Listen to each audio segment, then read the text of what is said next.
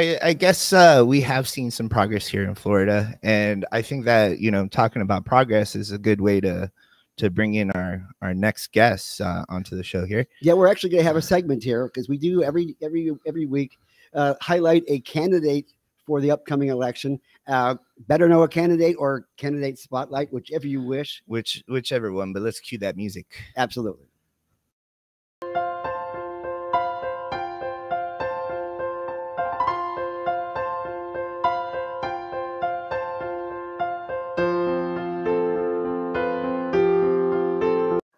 This is embarrassing. We have great new intro, and as soon as we do, he drops off. Yeah, literally brought him on, and then he dropped off. Well, there he is. There you go. So I'm not going to make a comment about the fact Hi, Mike. that Republicans cut him on because he did come back.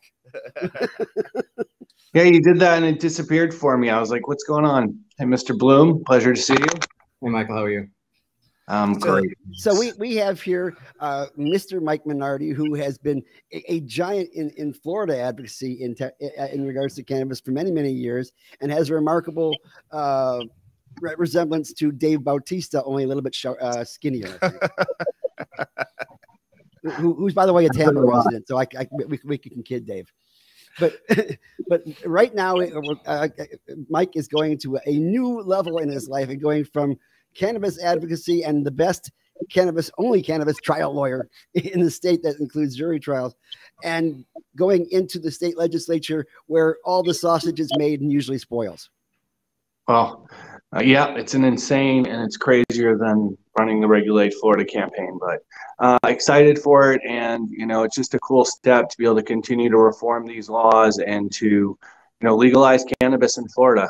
And I'm really excited about it, and hopefully we can get up there and make some change.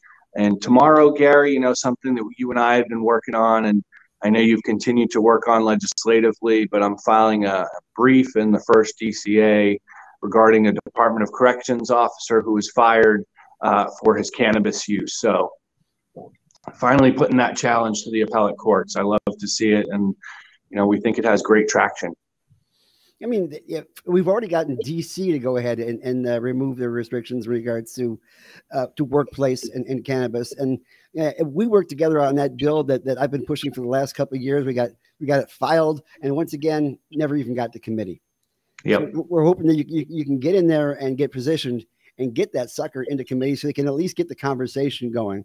And that if somebody is a worker who is a person with a disability or having a disabling condition, he should be under the ADA and be allowed accommodations. And so therefore, you should be allowed to use it as long as it doesn't affect performance. Yeah, it's Florida Disabilities Act, and we're hoping that if we can't get it done through the legislature, that this case will do it for us. Arguing that the language of our amendment requires employers to accommodate off-site use. So really excited about it. Mike, you might want to check your letting. It looks like one of those anonymous interviews where we're going to have to change your voice too. There you go, even better. Okay, so what made you decide to go ahead and take the plunge and go into the campaign mode? Well, honestly, and you guys have known me forever. When I was in law school, I wrote an article about the 3 ways to legalize cannabis through the court system. We've been doing that and trying to do that as much as possible throughout the state and country. Number 2, through the ballot initiative, we're obviously working on that and praying that everyone on here signs the Regulate Florida petition. It just does, permits home cultivation and legalizes it for all adults to possess, use, and have 21 plus. And so the only other way I can do it is through the legislature. So, that's always been my main goal and my major impetus to do this. So one of the biggest questions we get asked constantly over and over again is, when are we going to see full legalization and decriminalization in Florida? And I tell people, it depends on the path. So the question is, which path do you think will finally come to the finish line in 2020? I have no idea. I'm hoping at a minimum, because personally, I think if it's done legislatively, we will never have home cultivation in Florida. Even if I'm up there to create that in our legislature would be extremely difficult task. So I really think that it has to be through the ballot box. Mm-hmm, mm-hmm. So we just need money and people to sign it. And I know it's a huge lift, but it just got to be done, and we the people can do it. That's our power. How important do you think it is for the governor to be like-minded to move this forward? I think it's extremely important, and Governor Desantis, even though I'm part of the R party, there's a few things that we do not agree on, and the cannabis obviously is one of them. In one of the early articles when we relaunched Regulate, I think he was quoted as "not on my watch." Yeah. So the latest one was that he didn't want to legalize because it smelled bad. The putrid order, I think, was the way it was. And it's like, come on, dude. Are you supporting DeSantis for governor? I am. So how can we see any progress under DeSantis? Well, I don't think either whether or not DeSantis is there in 2022 that our legislature would legalize cannabis. So I don't think that's, as Gary said, we can't even get hearings on these types of issues. Never mind. One thing I remember, and I believe you were actually, and correct me if I'm wrong, but I believe you were a part of this press conference when DeSantis first was in office, and smoking was legal in our system. Yep. I believe you were part of that, right?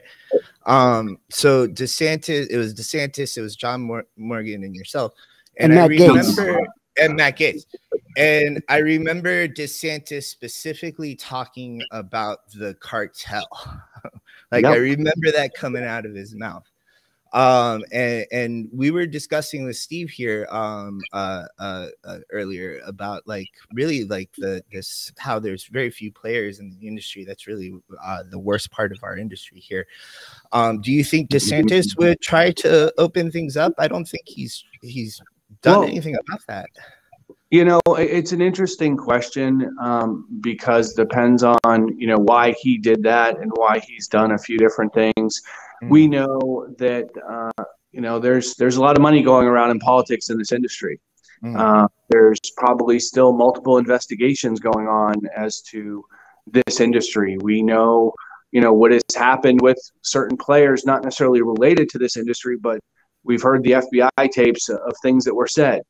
And that was weeks after our Florida Supreme Court came out and said that there wasn't a special law, that's a big irony there. And I don't think people saw that, but it was a couple months after our Florida Supreme Court came out and denied the floor grown decision, and said the and versus or, and even in their cultivation decision was, a long stretch, I think, as to, the word use came in. I do think at that time we all believed that he was going to break up the now 23 licenses we have, and hopefully there will be another 22, potentially 26 issued within the next, 9 months to a year. But it's still, an extremely small industry, and that's really why I think the big equalizer is home cultivation. We had another strained session this last year where it was almost entirely taken up by a culture war, essentially. And I had written, we had written and pushed forward 7 different bills, and we actually got one piece of one bill brought into the amendment for the Department of Health, and that is to make certain that if you are a MMTC with a license, and at the end of 2 years you are not fully cultivating to scale, then you lose your license. Because we had too many people in that closed market we have that were just sitting on their licenses, not doing anything, just waiting for adult use to happen. And now all of a sudden, Jungle Boys is stepping up, and all the other people who had zeros next to their numbers are suddenly starting to cultivate. So I'm glad we were able to move that forward and change the industry a little bit. Well, realize those were the people that bought in for $50 million. That none of them at this point, we've tried to reach out to all of them about getting them on board with home cultivation and home grow. So it goes back to your first statement, I think, what you said about the dispensary. So Yeah, the dispensaries. Well, I know that Trulieve has actually stated that they were in favor of home grow.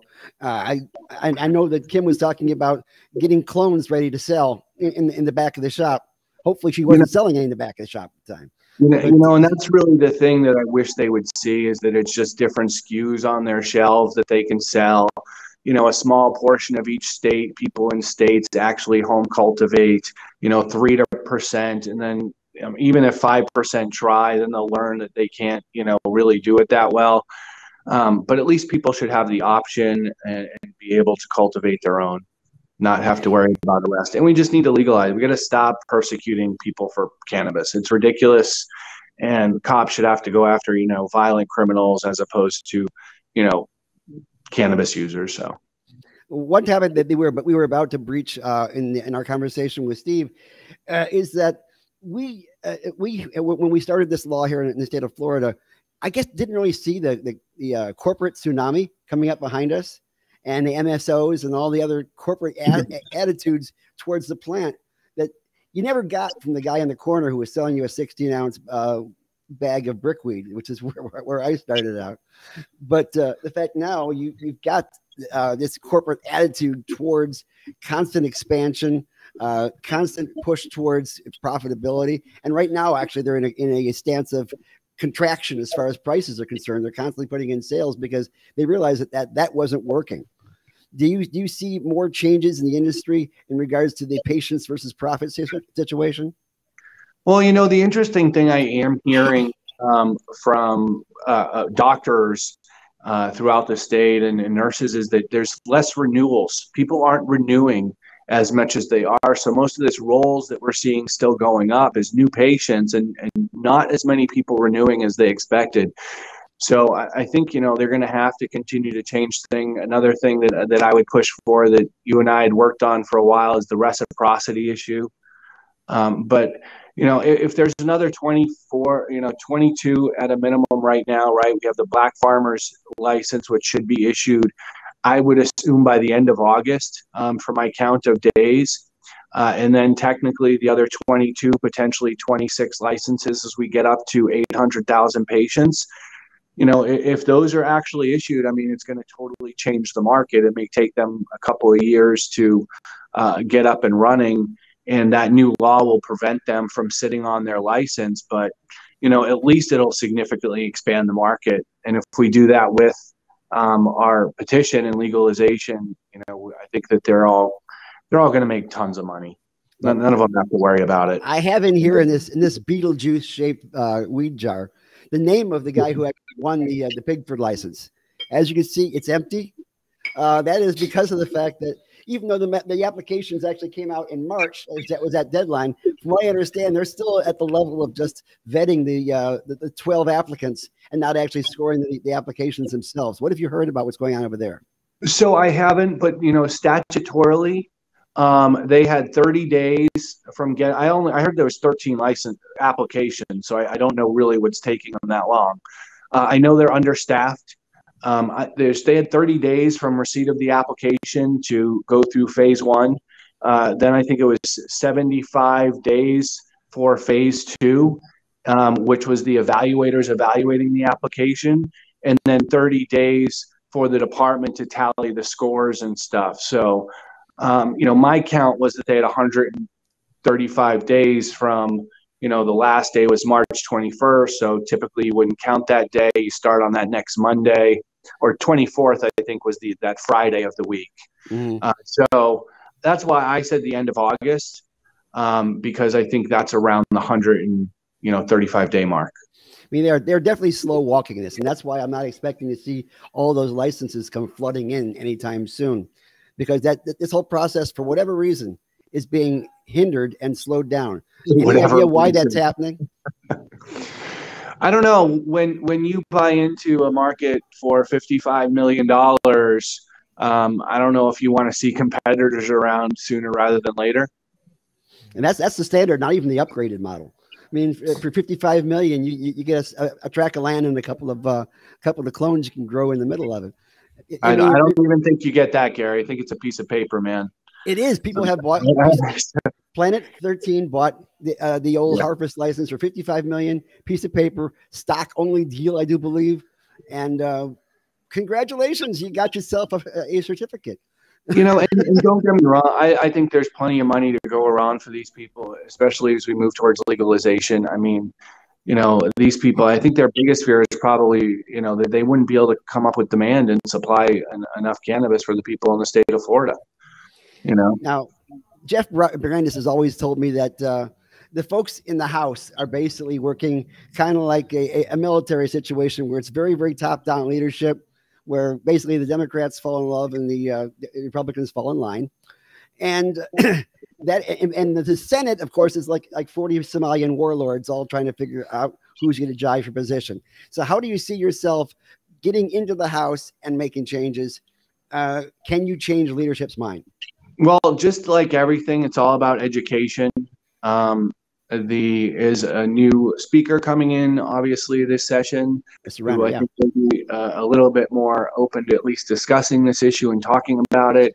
So, you know, we get in and we start educating, Gary, and, you know, that's one of the biggest things that I think that there is not enough of up in Tallahassee. And I love the legislators that support cannabis, but, you know, as you know, they are not necessarily as intertwined and as knowledgeable about it. You know, even talking to them about hemp, there's probably a small percentage of them that don't even know what hempcrete is. I know when I was talking to people, they had no idea all the different uses of the plant and stuff like that. So it's about education. You know, I want to clean up our waterways with hemp. I want to really create an industrial program here for hemp. I want to see plastics. I want to see, you know, biofuels. I support hemp for water. I really want to push that agenda.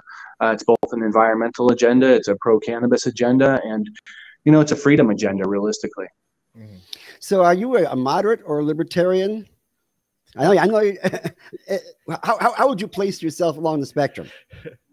So I think I am a Republican libertarian. You know, I believe in freedom among all else, and that we have to continue to push towards that, and safety and education. That's it. And I know your district changed a little bit because you had to jump from one district to the other. So what is your district now, so people will know where they have to be to vote for you, and whether they want to go ahead and build a house in your district just so they can vote for you?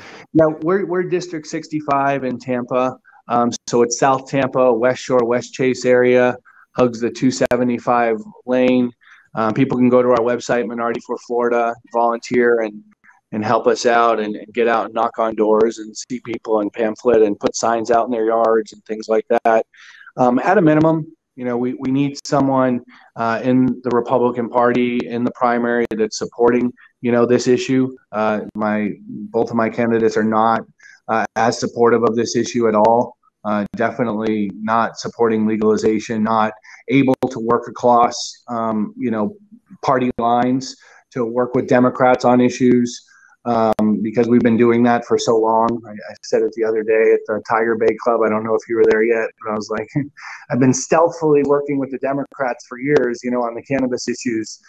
But, you know, it's I'm from a live free or die state. So yeah, I was there stealthily most of the time. I just couldn't afford lunch. So I just hung back and listened to all the speeches. There were some great speeches. and I definitely see you being positioned better than your candidates at this point, your primary opponents at this point in time.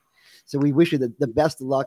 And once again, do we have the link to show for where do you go ahead and donate to him or find his website? If he tells me it, I can. Yeah, it's Minardi for Florida, the number for Florida.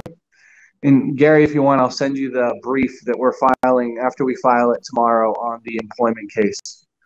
So I live for playing with briefs. Absolutely. Right there. Yeah. Steve, you know Mike. you bumped into him once or twice. I'll see you in November, I'm assuming. Most likely. Well, Mike, thanks for joining us. I appreciate you coming on and explaining your positions. Thank you guys very much. Have a great day. Much love to you all. Much love to you. Enjoy the fight.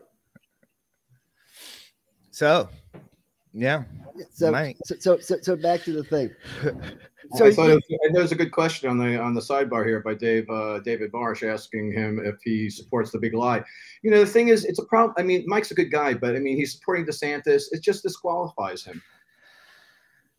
Yeah, that's the problem. You know, the Republicans supporting these guys, Trump, DeSantis, they have to break from them.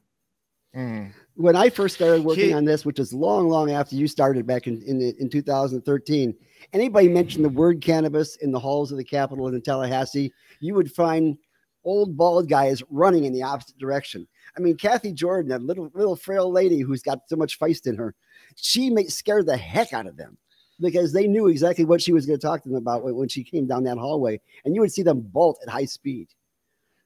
We've been dealing with a 66% Republican majority. Yeah. Since that time. I have to agree with you, Steve. I can't see cannabis in Florida. I think the biggest part of why we're in where we're in Florida is because our legislator has not represented the will of the people. And I think that's largely come from the conservative side of our legislature. So I really feel that we're not going to be able to go anywhere if we have people in power that are conservative putting this into play. I definitely don't see DeSantis going anywhere with this. The putrid order, he's calling it, he's like, yeah, you can't have it because it smells bad. I mean, come on, man. Like, that's like one of the worst excuses that you can have. What happened in Florida was we got medical marijuana and then it was goddamn expensive. Nobody could open up a dispensary. Nobody could partake in it. Nobody can grow at home. And we're never going to see any of those things change while we have conservatives in power. Here's the problem, though, Steve, is first off, DeSantis redistricted everything. Everything's kind of leaning conservative now. And second, we've had a lot of people move into the state that I think are leaning towards the conservative side. They wanted to live in DeSantis, Florida. They wanted to live in a Florida that, you know, doesn't force you to wear masks and, you know, things like that. Yeah, so, medical tyranny. It's actually impossible. So I think we need to find Republicans that support it, because I think we're going to skew Republican for a very long time. I might be wrong. You can call me an idiot right now if you want to, but I thought that was my job. And I definitely don't want Republicans in power in here. I've been opposed to conservatives being in power in Florida for a very long time, but I think it's inevitable now. Well, and I do think that Mike feels if you don't get on that side, you can't get your word in edgewise. Yeah.